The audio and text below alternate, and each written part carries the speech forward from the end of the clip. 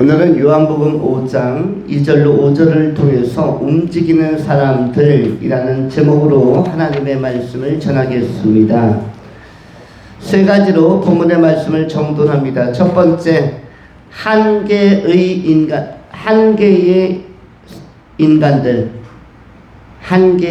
인간들. 두 번째, 움직이는 인간들.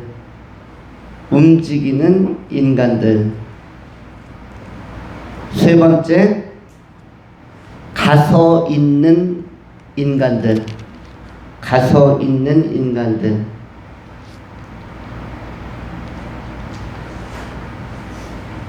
세 가지로 정돈했습니다.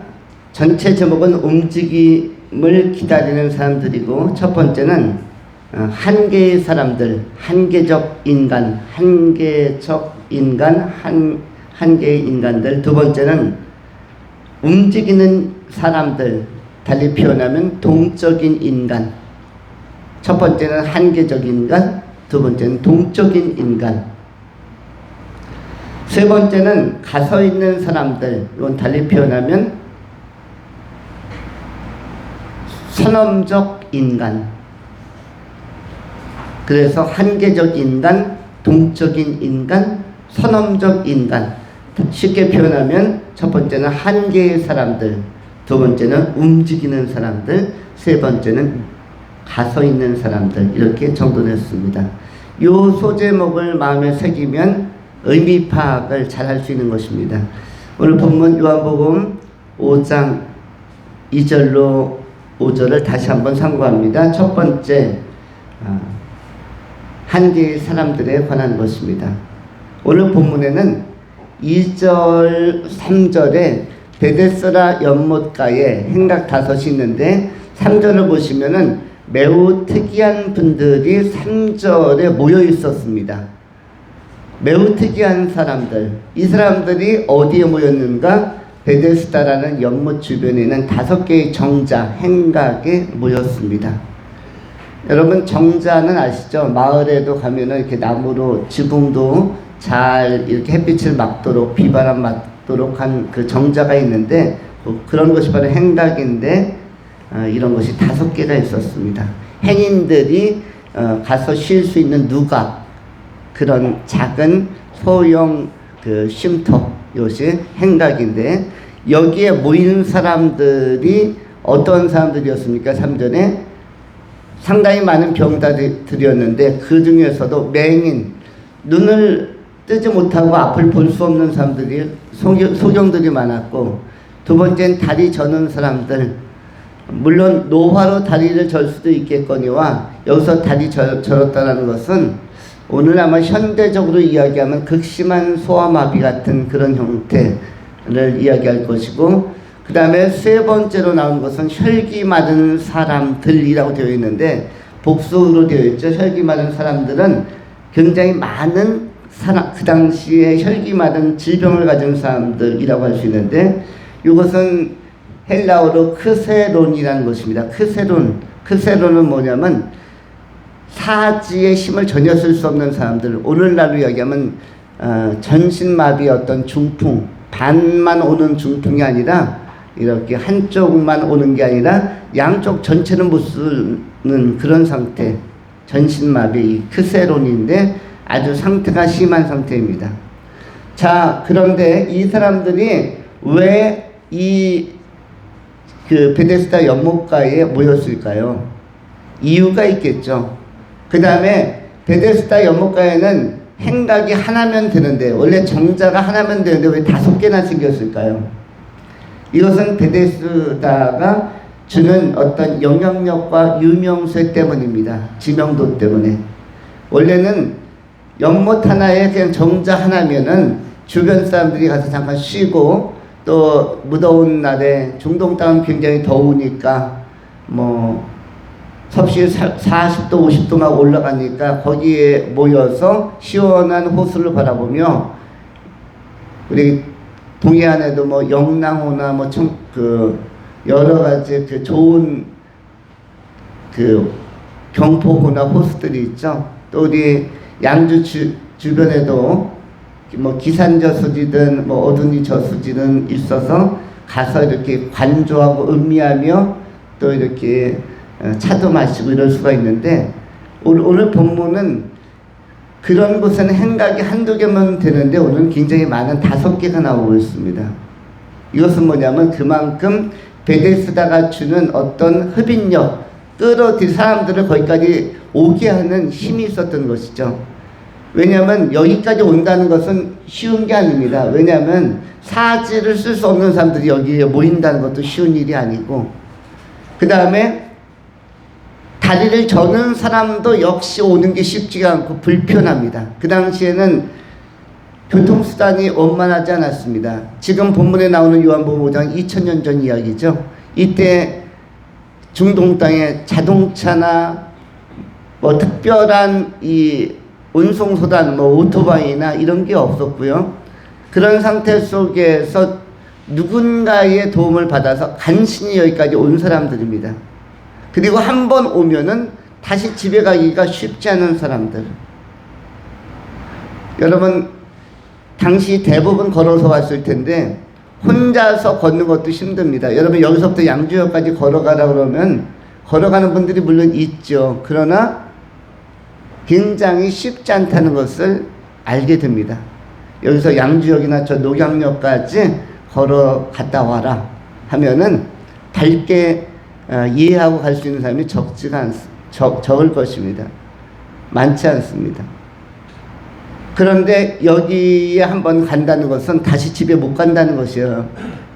그리고 평생 여기에서 누워 있어야 된다는 것인데, 그런데 이 베데스다가 무엇이길래 이렇게 사람들이 모였냐면, 베데스다는 잘 아시는 것처럼 이것은 은혜의 집, 또 자비의 집이라는 뜻입니다.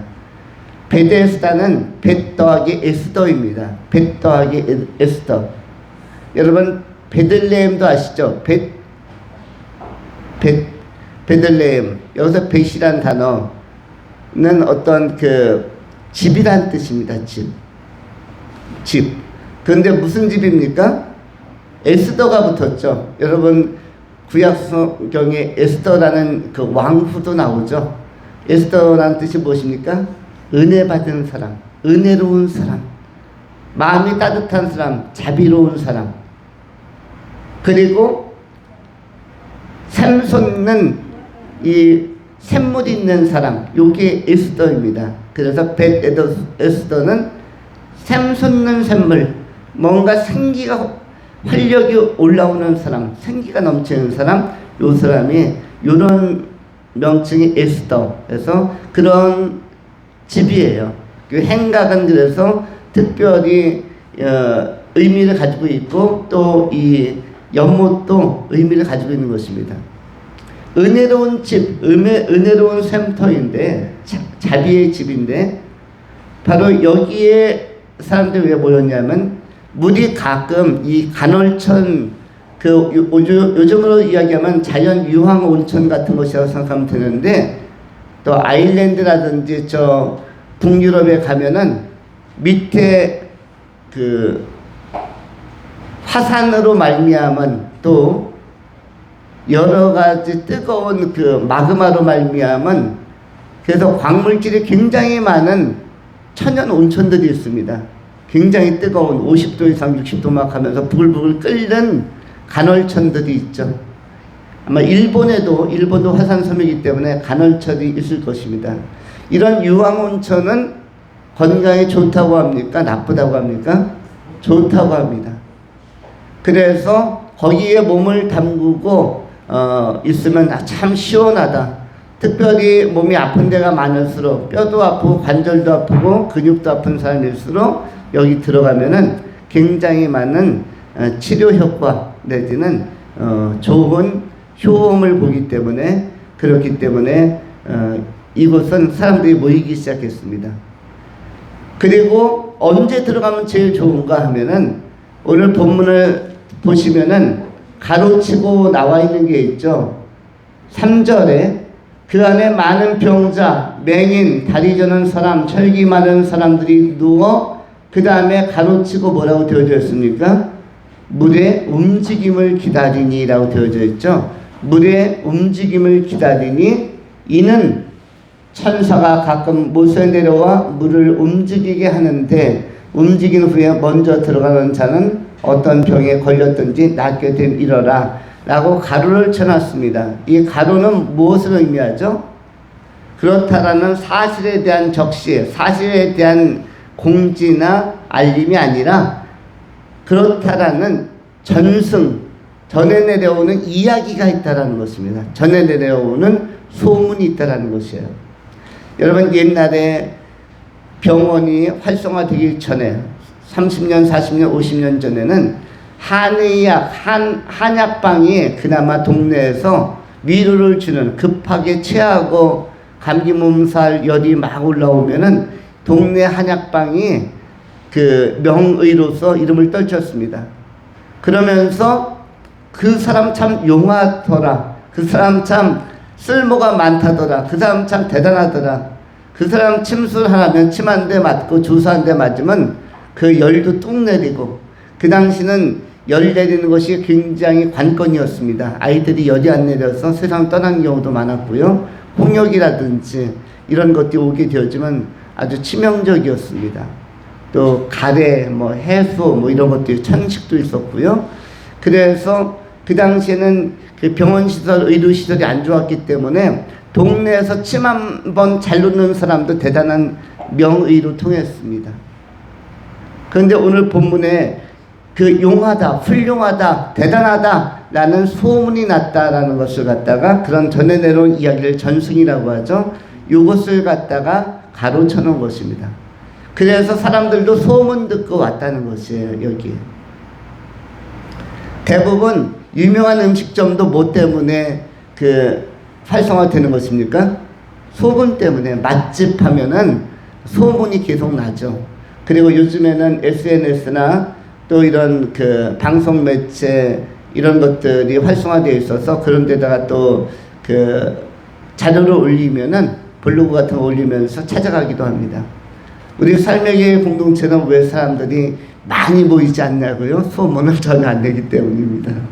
소문을 안 내기 때문에. 단 한 가지 이유는 뭐 때문이다? 소문을 안 내기 때문이에요. 그 소문이 안 내기 때문이고, 또 왜 소문을 안 내느냐? 소문 낼 만한 것이 없기 때문입니다.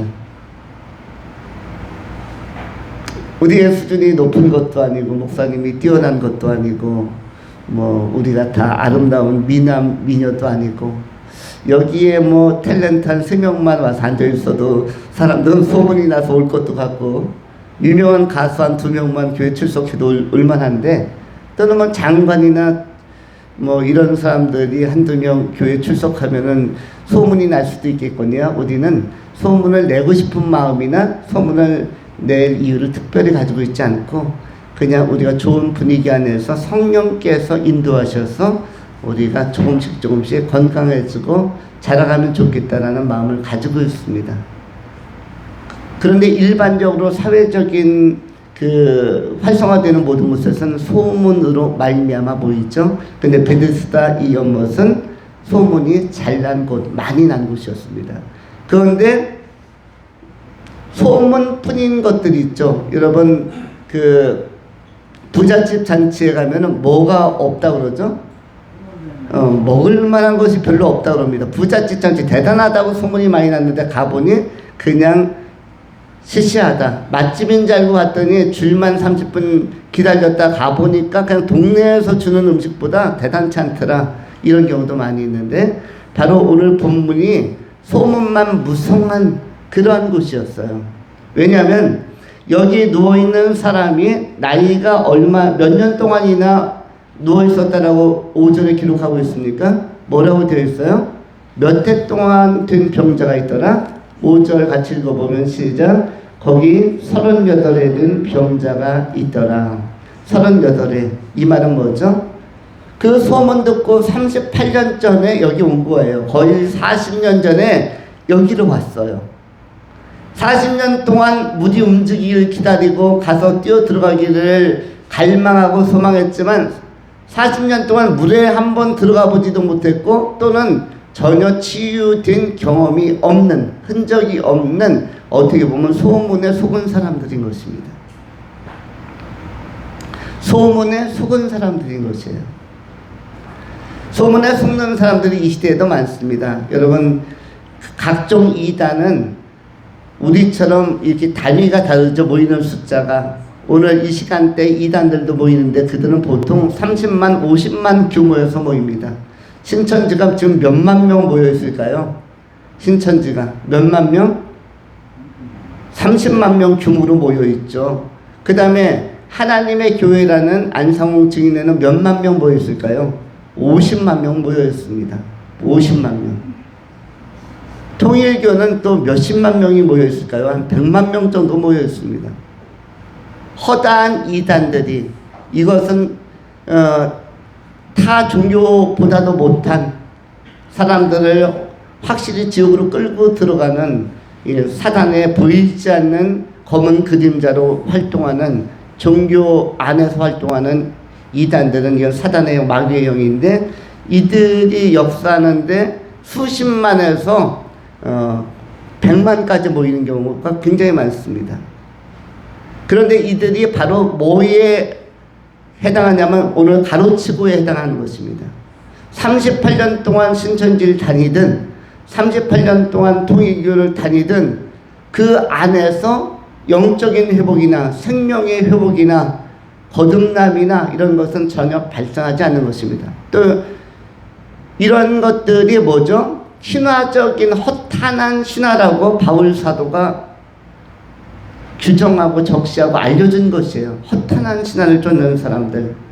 또 디모데가 가르쳐주는 것처럼 말세에 어떠한 사람들이 많이 나타난다고 하죠? 허탄한 신화와 귀신의 가르침을 쫓는 자들이 많이 나타난다 라고 누가 강조했습니까? 바로 디모데가 강조했습니다. 디모데 전서 4장 1절부터 2절을 읽으면 다음과 같습니다. 그러나 성령이 밝히 말씀하시기를 후일에 어떤 사람들이 믿음에서 떠나 미혹하는 영과 귀신의 가르침을 따르리라 하셨으니 자기 양심이 화인을 맞아서 외식함으로 거짓말하는 자들이라. 말세에는 어떠한 사람들이 많이 나타나냐면 바로 참다운 믿음, 말씀을 토대로 하고 근거로 한 바른 믿음에서 떠나서 미혹하는 영과 귀신의 영의 가르침을 따르는 자들이 많이 나타난다라고 디모데 전서 4장 1절 2절에 기록을 하고 있습니다. 그래서 사실은 이 신화적이고 허탄한 이 신념에 의한 이끌림, 거기서 38년 40년 헤어나지 못하는 것은 오늘 본문에 나와 있는 이 영적인 안진뱅이나 사지를 못 쓰는 사람 크세론들과 방불하며 동일한 것입니다. 신천지에서 40년 동안 못 나오면은 행복입니까? 불행입니까? 객관적으로 보면 신천지를 40년 동안 그 곳에서 나오지를 못해요. 통일교에서 50년을 다녀요. 행복한 겁니까? 불행한 겁니까? 불행한 것이죠. 아무리 많은 사람을 많이 만나고 주일날 좌우에 수만 명이 다 내가 아는 사람이라 할지라도 이것은 굉장히 속는 것이며 이것은 굉장히 위험한 영적 크세론의 상태, 사지 마비의 상태, 감각을 상실한 상태가 되는 것입니다. 곤충들 중에는 어떤 곤충이 제일 불쌍한 곤충이죠? 어떤 곤충이 제일 불쌍한 곤충이에요? 곤충의 특성은 어떤 것이 곤충입니까? 곤충이 뭐예요? 곤충의 특성. 여러분 자연이 많은 이 양주에 살면서도 곤충을 살펴보지 않았습니까? 곤충의 특성은 더듬이가 있죠. 더듬이. 여러분 강아지나 고양이에 더듬이 달린 거 보았습니까? 사람에게 더듬이가 있습니까? 지렁이에게 더듬이가 있나요? 더듬이가 없으면 일반적으로 뭐도 아니다? 곤충은 되지 못합니다.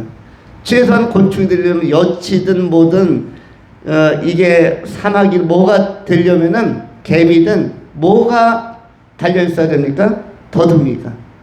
그런데 그 더듬이의 역할은 뭐죠? 방향을 제시해주는, 방향을 감지하는 나침판과 같은 것이 뭐다? 더듬이의 기능입니다. 더듬이를 가위로 잘라버리면, 싹둑싹둑 잘라버리면 얘들이 지구애를 못 찾아가요.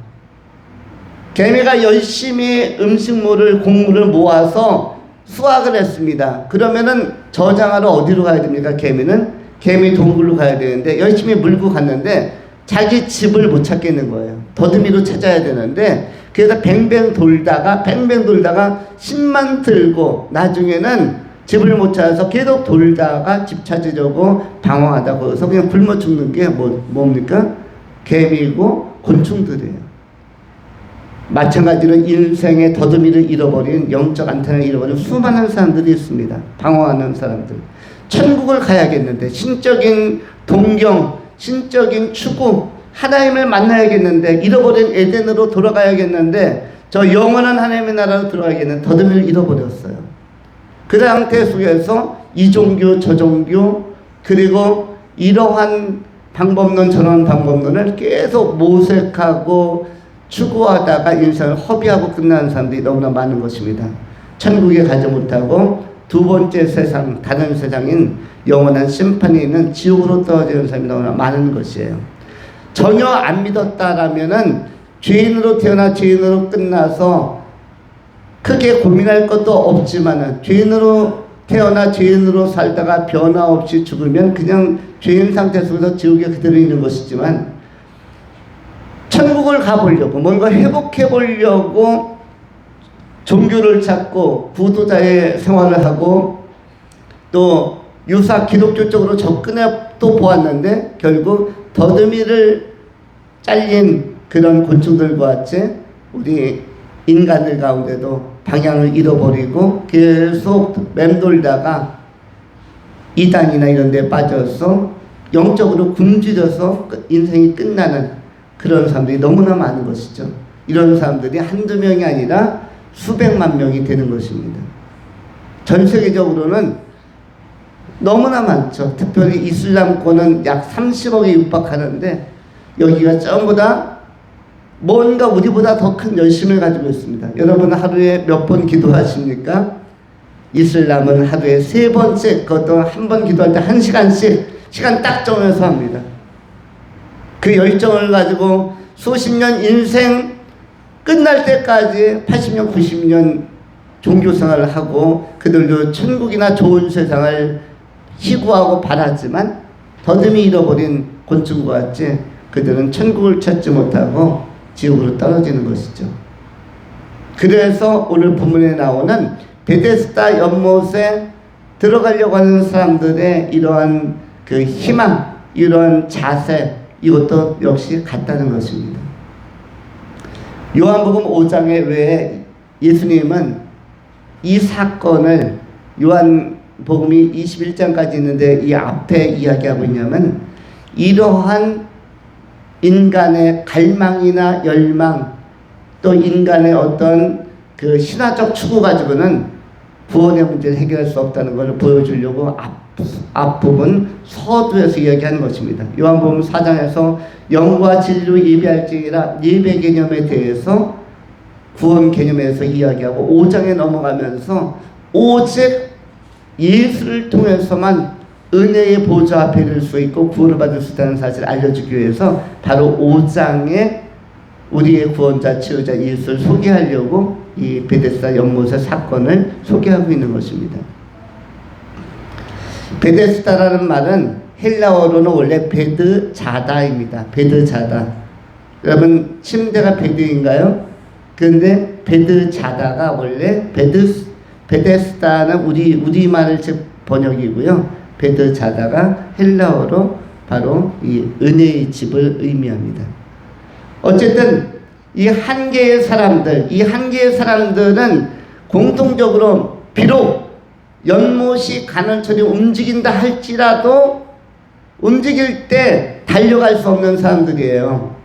왜냐면 사지 마비된 사람이 그 물이 동하면, 물이 움직이면 거기 뛰어들려고 하는데 사지마비가 뛰어 들어갈 수가 있습니까? 맹인은 연못이 어느 방향에 있는지 알고 뛰어 들어갑니까? 가다가 달리려고 마음만 급하다 넘어지기만 하죠. 돌풀이에 걸리고 잔디풀에 걸리고 기둥에 부딪히고 바위에 부딪히고. 맹인이 지금 연못이 보입니까? 그러니까 사실은 맹인도 38년 동안 물이 움직이었다는 소문만 들으면 움직이고 싶어하는 마음은 있었지만 움직일 수 없는 사람이었고, 다리 젓는 사람도 마찬가지고, 다리 젓는다는 것은 거의 걸을 수가 없다는 상태를 의미하는 것입니다. 다른 몸은 괜찮은데 다리만 잘 못 쓰는 이런 상태. 그리고 사지가 마비된 사람은 더욱더 그렇죠.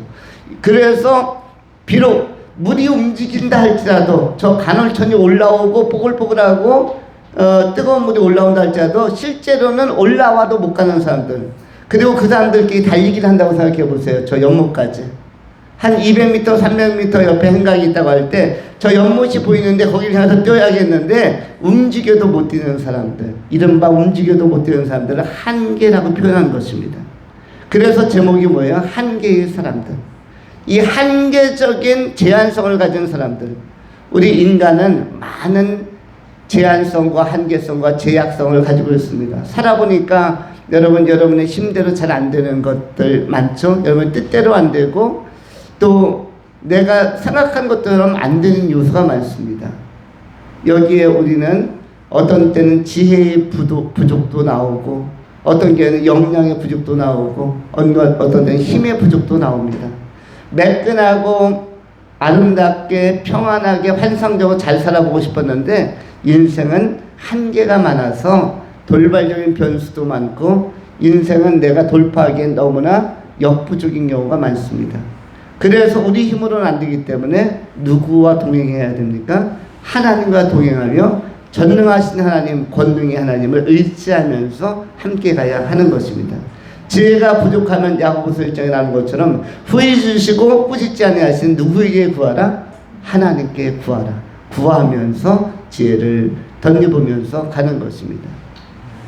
우리가 한계 가운데 있는 사람들입니다. 어떻게 보면 본문에 나와 있는 누워있는 여러 사람들, 다리 저는 사람, 이런 사람들이 다른 사람들 표현하는 것이 아니라 우리들을 이야기하는 것입니다. 한계 안에 있는 우리들. 그러면 우리는 어떻게 할 것인가? 우리는 여기 있는 사람들처럼 연못만 바라보고 있을 것인가? 그런 것이 아니라 우리는 조금 더 뭔가 다른 방향으로, 다른 방식으로 움직이고 길을 찾아야 할 것입니다. 그 길은 무엇이라고 이야기합니까? 예수라고 이야기하는 것입니다. 두 번째로 움직이는 사람들. 오늘 본문에서 4절에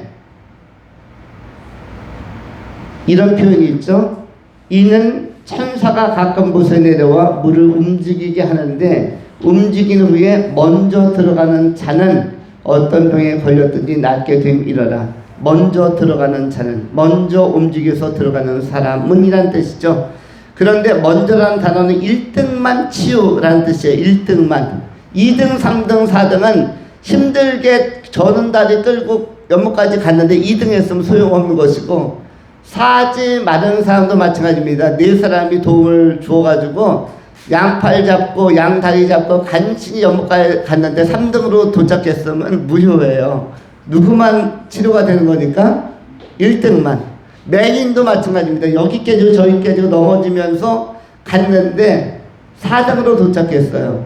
그러면은 이 사람 또한 무효입니다. 다시 와서 다음 물이 마를 때까지 다시 기다려야 되는 것이죠. 이것은 뭐다?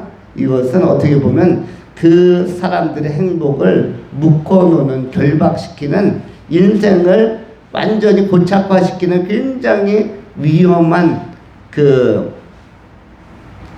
어떤 신념적인 속임 또는 정서적인 속임, 정부로 속임 이런 것에 해당한다고 볼 수가 있습니다. 여러분, 우리는 정서와 신념에 속는 게 얼마나 무서운지를 압니다. 또 사상과 체계에 속는 것도 굉장히 무서운 일입니다. 우리는 공산주의에 한번 속으면은 쉽게 벗어날 수 있습니까? 없습니까? 한번 공산주의라는 마르크스 엥겔스가 공산당 선언에서 제시한 어떤 분배와 이런 정의의 개념을 딱 들을 때 나름 공감이 되어져서 받아들이면, 그래서 평등사회를 이루기 위해서 때로는 혁명도 하고 때로는 투쟁도 하고 때로는 폭력도 사용하고 이래서 시스템을 바꾸겠다는 것이 공산주의인데, 이런 것이 한 250년 전, 300년 전에 나왔죠. 이런 이론 딱 받아들이면, 대학교 1학년 수능 열심히 준비해서 딱 들어갔는데 나도 동아리 생활하고 미팅도 하고 해야지 하고 딱 들어갔는데, 이거 선배님들이 멋진 공부하자고 그러면서 자꾸 밥 사주면, 동네에서 밥 사주는 건 좋은 일인지 모르지만 대학교에서 밥 사준다고 그러면 조심해야 되는데, 새내기들은 밥 사준다고 하면 무조건 좋아합니다. 선배가 그 여자도 적응되지 않고 낯선데 어리둥절한데 밥 사준다 그러면 시간 내죠. 밥 사주면 친밀해지죠. 밥 먹으면 친밀해지지 않습니까? 차까지 사주고, 그리고 좋은 이야기까지 자꾸 해주다 보면은 이 그 주사파나 이런 거 공산주의 사상 받아들이는데, 이거는 한 번 들어가면은 50년, 70년 세상 마칠 때까지 쉽게 전향이 어렵습니다. 쉽게 전향이 어렵습니다. 그런데 이단도 마찬가지. 신천지 한번 들어가서 전향을 쉽게 못합니다. 그리고 이 사람들이 간신히 빠져나와도, 이단은 빠져나오면은 다른 정통교회로는 안 갑니다. 좀 더 이단스러운 다양한 곳으로, 다른 느낌의 이단스러운 곳으로 가지 교회로 안 와요. 뭐 때문이죠? 영적으로 어둡고 두렵기 때문에. 처음에 그렇게 빠지게 한 것이 어둠의 영이었기 때문에 두 번째 이끌림도 어둠의 영이 지시하는 방향으로 가기 때문에 더듬이를 잃어버려서 교회를 찾아오지 못합니다. 그리스도의 즉 주님께서 피값 주고 사신 교회 쪽으로 오지를 못합니다. 그래서 어떻게 보면 굉장히 안타까움이 있는 것이죠. 그만큼 우리 인간에게 박힌, 그래서 여러분 이 편향적인 사고, 편향성이라는 것이 굉장히 위험한 것이라고 했죠. 초기에 우리의 마음에 들어와 있는 이 편향성, 우리가 확증적 편향이라는 말을 쓰기도 하고, 또 편향적 확증이라고도 표현할 수 있는데, 한번 잘못된 정보가 딱 들어오면, 예를 들어서 이 세상의 모든 물질의 탄생이나 형성도 진화론적으로 되었다. 아메바로부터 시작되었고 조그만 미생물로부터 시작되었고, 그러다가 나중에 원숭이로부터 인간이 나왔고, 이런 진화론적인 신념 체계가 다윈으로 말미암아 한 200년 전에 제시되었는데, 이것을 갖다가 전 세계 과학계가 정설로 다 받아들이고 있습니다. 모든 자연과학, 순수과학에서 진화론이 완전히 토대를 이루고 있어요. 근데 허구 아닙니까? 완전 허구입니다.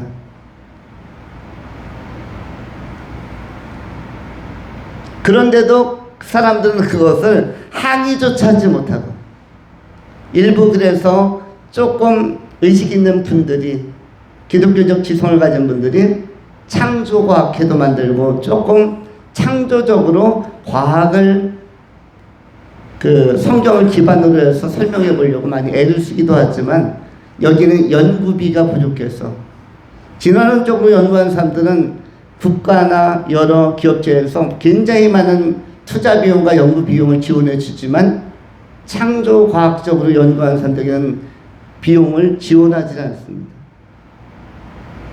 그러다 보니까 전 세계가 잘못된 가설, 잘못된 이론에 의해서 완전히 순회된 상태에서 사는 것입니다. 그래서 어떻게 보면 이런 것들도 역시 진리를 왜곡하는 어떤 학문적 더듬이가 끊어진 상태 속에서 전개되고 있는 것이라고 할 수가 있습니다.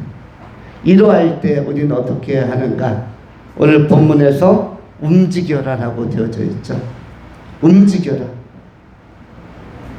신앙적으로든 학문적으로든 영적 더듬이가 더 끊어져서 크세론의 상태, 사지가 마르고 다리가 절고 맹인이고 앞을 볼 수 없고 영적 분별력이 없는 맹인의 특성이 무엇입니까? 사지를 사방을 분별할 수 없는 영적인 이 방향성을 상실하는 것이 이 소경의 결정적인 약점이죠. 여러분 눈에다가 검정 테이프 붙이고 1시간만 자유롭게 돌아다녀라 하면 얼마나 많은 사고가 터지겠습니까? 검정 테이프로 2바퀴 눈을 붙이고 그리고 1시간만 활동해라. 움직이면 다치고 움직이면 부딪히고 이런 사태가 발생하지 않겠습니까? 그런데 이런 한계에 있는 우리들, 오늘 2000년 전에 베데스다 행각에 누워있는 사람만 한계가 있는 삶이 아니라 우리도 역시 마찬가지입니다. 여러분 살아오면서 무수한 세월 동안 왜 죄를 많이 짓습니까? 여러분이나 저나 우리는 동일하게 죄를 짓습니다. 나쁜 생각, 나쁜 말도 튀어나오고 나쁜 행위도 나올 때가 있죠. 왜 그렇게 하죠? 그것은 우리의 본성적 한계 때문입니다. 우리는 양심에도 한계가 있고 사고 판단, 가치 판단에도 또 선택적으로도 잘못 선택하는, 저라는 것을 선택하는 그런 한계가 있습니다. 그래서 본문에 나오는 누워있는 38년 동안 묶여있는 이 사람들과 우리는 큰 차이가 없어요. 그럼에도 불구하고 이 사람들은 물의 움직임을 보고 움직임을 따라서 뛰고 동작하려고 했다면 우리는 이렇게 움직이면 안 된다는 것입니다. 물의 움직임이 중요한 것이 아니라 우리는 뭐의 움직임을 따라서 우리는 동작하고 반응해야 합니까? 움직이는, 활동하시는 분이 또 있죠. 성령의 움직임을 따라. 성령의 활동을 따라서 우리도 반응하려고 해야 되는 것입니다. 물의 움직임을 신화적으로 허탄하게 쫓아가고 추구하는 2000년 전에 이 베데스다 주변의 사람들과 다르려면은 우리는 어떻게 해야 됩니까? 성령의 움직임을 따라야 됩니다. 그래야만 세상에 지금 이 시대의 주류의 어떤 가치나 이런 것들, 예를 들어서 돈이 많아야 행복한다든지 명성이 있어야 행복하다든지 이런 것들에 속지 아니하고 예수 믿는 사람으로서의 자의식을 가지고 당당하고 반듯하게 끝까지 걸어갈 수 있는 것입니다. 우리는 어떤 움직임을 따라야 될까요? 성령의 움직임을, 성령의 인도하심을, 성령의 이끄심과 활동하심을. 그러면 성령의 이끄심과 활동하심과 움직임을 따르려면 무엇을 해야 될까요? 그걸 민감하게 포착하기 위해서 우리도 기도하면서 준비를 하고 있어야만 합니다. 성령과 호흡을 맞추고 성령과 마음을 맞추고 성령과 눈빛과 시선을 맞출 수 있도록, 호응할 수 있도록 함께 기도하면서 내 준비를 하는 것이 굉장히 중요한 것입니다. 그러할 때 기도하는 사람에게 치유도 나타나고 회복도 나타나고 하나님의 나라는 더 선명하게 우리의 가시권 안에 들어오게 되는 것입니다. 기도하면서 우리가 나간다면 어떤 물이 주는 신비한 치유보다도 훨씬 더 전인적인 치유, 전인적인 그 회복, 전인적인 세라피, 영과 마음과 몸까지 치유되어지는 이러한 그 통전적인 회복과 치유가 나타날 수 있는 것입니다. 예수님을 만난 많은 사람들이 이런 전인적인 치유를 받았습니다. 예수님을 만난 모든 환자들이 몸만 치유받은 게 아니죠. 문둥병만 치유받은 게 아니라 또 실로암 연못에서 눈만 뜬 게 아니라 마음도 치유받고, 삭개오 같은 사람 그야말로 육체적인 것만 치유되는 게 아닙니다. 관계적인 것서부터 심령적인 것, 여러 가지 소망과 비전에 관한 것까지 몸과 혼과 영의 온전한 치유가 일어나는 것입니다. 성령의 움직임을 따라서 우리도 움직일 수 있도록 기도하면서 다시 한번 도약하는 2023년의 새봄, 새로운 날들, 새로운 믿음의 시간들이 될 수 있기를 축원합니다. 이제 마지막으로 말씀을 맺으면서 가서 있는 사람들. 사람은 두 가지로 나눌 수 있습니다. 가고 있는 사람들과 가서 있는 사람들. 특별히 신앙적 차원에서 가고 있는 신앙이 있고 가서 있는 신앙이 있어요. 가고 있는 신앙은 무엇입니까? 천국을 향해서 가고 있는 것이죠. 이것이 어떻게 보면 인간적 차원에서 객관적인 그 해석이라고 할 수가 있습니다. 우리는 지금 어디로 가고 있어요? 세월의 흐름을 따라 하나님의 나라로 점진 다가가고 있는 사람들이에요. 그런데 언젠가는 죽음이란 시점이 오고 영혼이 몸으로부터 떠나고 하나님 나라에 들어가겠지라는 막연함이 아니라 성경은 가서 있는 사람들을 소개하고 있습니다. 성경 어디에서 가서 있는 사람들을 소개하고 있죠? 빌립보서 3장에서 소개하고 있습니다. 빌립보서 3장 20절에 성경은 이렇게 말씀합니다. 그러나 우리의 시민권은 하늘에 있는지라 거기로부터 구원하는 자 곧 주 예수 그리스도를 기다리노니 그는 만물을 자기에게 복종하게 하실 수 있는 자의 역사로 우리의 낮은 몸을 자기 영광의 몸의 형체와 같이 변하게 하시리라. 우리의 시민권이 어디 있다고 선언하고 있습니까? 빌립보서 3장 10절에 하늘에 있는지라. 우리의 시민권 하늘에 있다고 말씀합니다. 여러분은 지금 천국 시민입니까? 아닙니까? 여러분의 시민권이 지금 어디에 있어요? 천국에 있지 않습니까? 하나님의 나라. 그러면 여러분들은 예수를 영접하고 물과 성령으로 거듭나는 그 순간에 이미 하나님 나라의 시민이 된 것이죠. 시민은 하나님 나라의 시민이 맞다면 여러분 지금 존재론적으로는 어디에 가 있는 거예요? 하나님 나라에 들어가 있는 것입니다. 그래서 지금 죽어도 어디에 가는 것입니까? 들어가 있으니까 천국에 가게 되는 것이죠. 천국에 가서 내가 하나님의 시민인 것이 확인되는 것이 죽음이라는 것이에요. 그리고 구원은 지금 이 순간에 이미 결정이 되는 것입니다. 지금 여러분이 예수를 의지하고 고백한 이 순간에 존재론적으로 하나님의 백성이 된 것입니다. 그러면 이제 이것을 정돈합니다. 가서 있는 사람들이라는 것은 이미 여러분의 천국에 들어가 있다라고 이 시민권이 이미 유효하게 효력이 발생하고 있다라고 생각하신다면, 그리고 최소한 이 자리에 앉은 모든 분들은 100년 후에 천국에 이미 다 들어가 계실 거 아닙니까? 100년 후에도 지상에 남아있을 분이 있습니까? 한두 명 있다고 우길 수도 있어요. 누가 우길까요? 가은이가. 내 나이가 지금 5세인데 나 105세까지는 살 겁니다. 이렇게 주장할 수도 있겠고, 이제 우리 윤강선 집사님이 이제 한두 달 후에 출산하게 되는데, 태어나는 다음 주에 출산합니까? 곧 출산하게 될 터인데, 이 아이는 태어나면은 걔도 한 번 태어나는데 100년은 살 겁니다. 이렇게 이야기할 수 있겠죠. 그런데 우리 대부분은 이미 살 만큼 어느 정도 세월을 지냈기 때문에 100년 정도 보면 전원 하나님 나라에서 다시 이렇게 보게 될 겁니다. 그렇지 않습니까? 그러면 이미 다 그 나라에 가게 될 터인데, 그 나라에 가서 있는 나를 계속 생각하는 게 좋습니다. 하나님 나라에 들어가 있는 나. 들어가서 이미 교제권 안에 성삼위 하나님과 교제하고 천사들과 교제하고 구원받은 성경의 인물들과 교제하고 구원받은 믿음의 선배들과 교제하면서 지상 위에 있는 나를 다시 보는 것이 필요합니다. 하나님 나라에 들어가서 천재를 열심히 달려가고 있는 나, 어떤 때는 고민하면서 달려가고 있는 나, 어떤 때는 분주하게 달려가고 있는 나, 어떤 때는 예수 잘 믿어보려고 애쓰는 나, 그리고 또 하나 뭘 확인할 수 있을까요? 기도 엄청나게 안 하는 나를 천국 들어가서 그 현재의 나를 볼 수 있을 겁니다. 야, 내가 저렇게 안타깝게 저렇게 아슬아슬하게 인생을 들어갔었나? 그것을 선제적으로, 선언적으로, 선취적으로 먼저 하나님 나라에 들어가서 볼 수 있습니다. 내가 달려오고 있는데, 천국을 향해서 열심히 달려오고 있는데 그 나가 안쓰럽다. 이걸 확인한다면 지금부터 안쓰럽지 않도록, 안타깝지 않도록 더 힘을 내서 하나님을 경외하고 경배하고 기도하면서 믿음으로 살아가야 할 것입니다.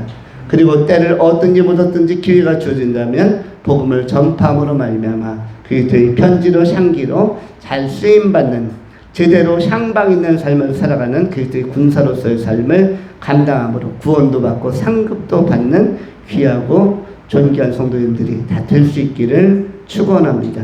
기도하겠습니다. 할렐루야. 자비하신 하나님, 전능하신 하나님의 크고 위대하신 성호를 송축하나이다. 오늘도